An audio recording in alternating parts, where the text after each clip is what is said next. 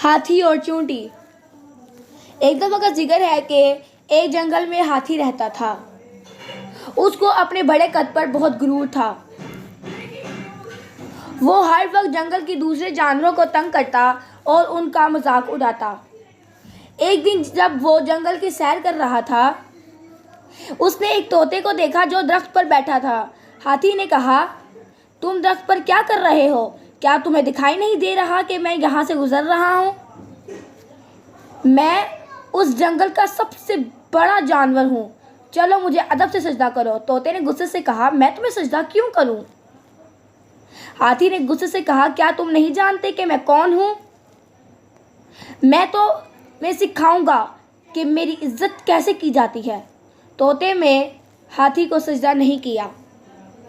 गुस्से में हाथी ने पूरा दरख्त हिला दिया और उसे उखाड़ दिया।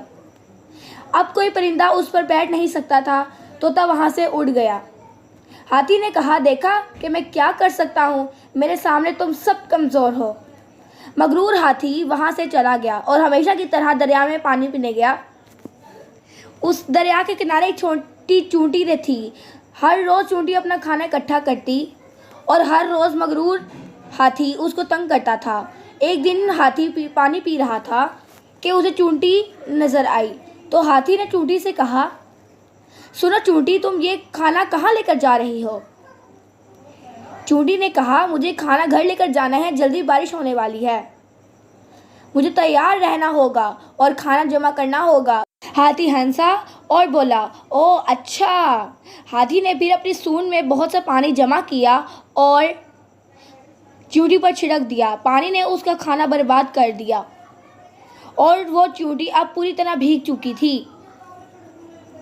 हाथी हंसा, फिर चूंटी बोली, हंस लो जितना हंसना है, हंस लो। एक दिन मैं तुम्हें सबक ज़रूर सिखाऊंगी।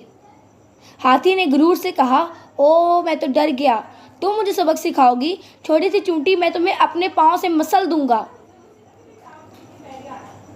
चली जाओ यहाँ से। चूंटी को हाथी पर और उसके गुरूर पर बहुत गुस्सा आया। उसने कसम खाई कि वो जल्द ही हाथी को सबक सिखाएगी।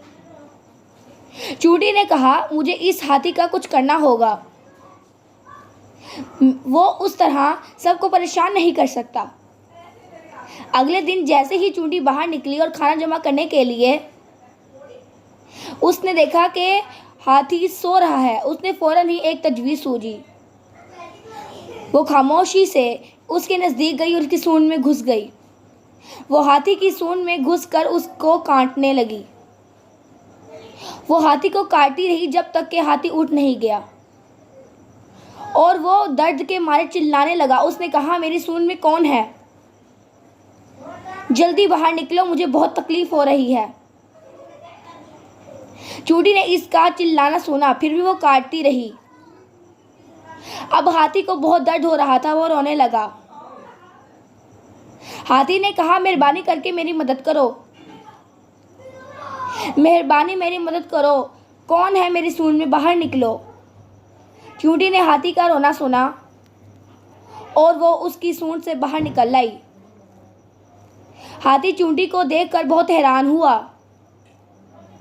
वो इतना खौफजदा था कि चूंटी उसे दोबारा ना काट ले, इसलिए उसने अपने घुटने टेके और माफ़ी मांगने लगा।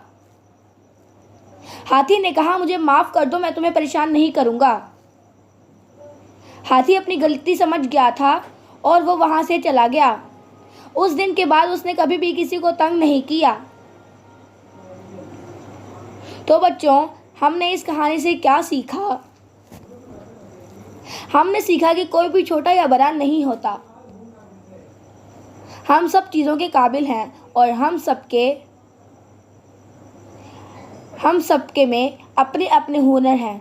मुझे याद रखो कि कोई चूंटी की तरह छोटा भी बड़े हाथी को सबक सिखा सकता है।